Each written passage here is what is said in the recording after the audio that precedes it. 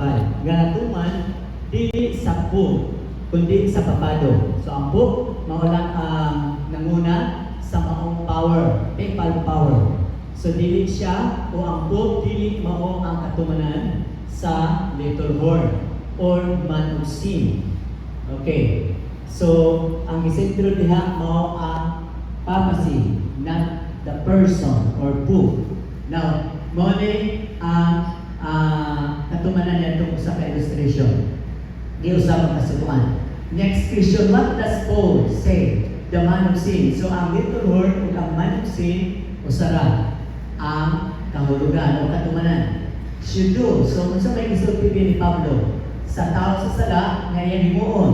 Then, 2 Thessalonians 2, 3 and 4, natuman ni atong adlaw sa kainganitan or dark ages, araw ng kaniliman, ni atong tuwing 538 AD up to 1798 AD. Now, nagpataas siyang kagalingon. So, kamatuoran niya na ang iyang pagpataas siyang kagalingon, exalted himself above all that is called God. Kamatuoran niya na gibayan niya ang kagalingon tungod kay giusab niya ang kasubuan. Okay. So, giusab niya ang kasubuan. Kung dili usbon ang kasubuan, dili ma-exalt ang iyang kagalingon nga gitawag na Diyos.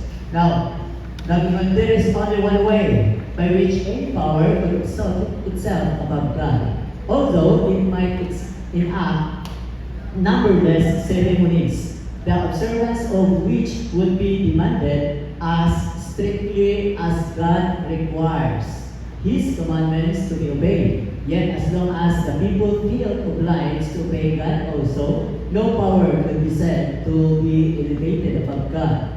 It would only be equal with God. In order then for this power to exalt itself above God, it must of necessity seek to change God's law or some portion of it and require obedience to His own law instead of God's.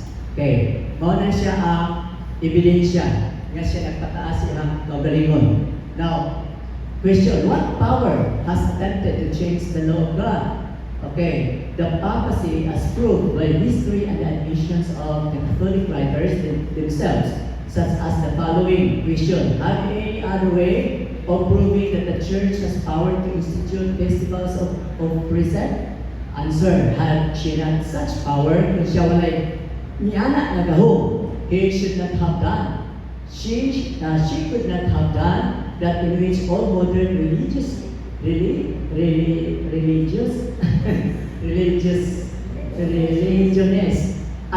with her. She could not have substituted the observance of Sunday, the first day of the week, or the observance of Saturday, the seventh day, a change for which there is not scriptural authority. Ang pag-change sa Sabbath from Saturday to Sunday, wala siya ebidensya sa Biblia. Okay.